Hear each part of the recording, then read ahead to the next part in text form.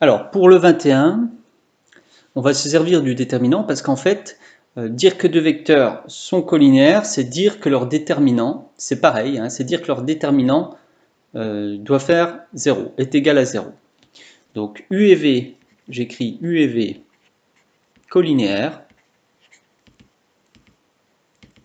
équivaut à déterminant de U virgule V est égal à 0.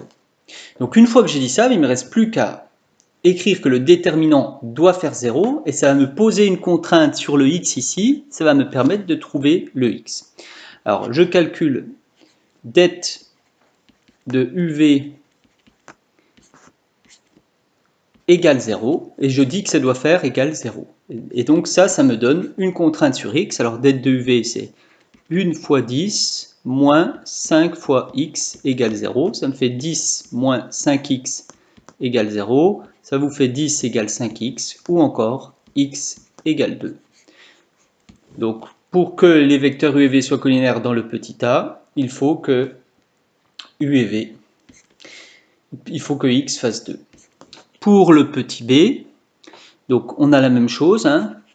Det de uv, là je ne suis pas en train de vérifier qu'il fait 0, je dis que le déterminant doit faire 0 et que ceci est équivalent à 2 fois 2x moins 3 fois 1 plus x, vous voyez je croise ici, hein, 2 fois 2x moins 3 fois 1 plus x doit faire 0.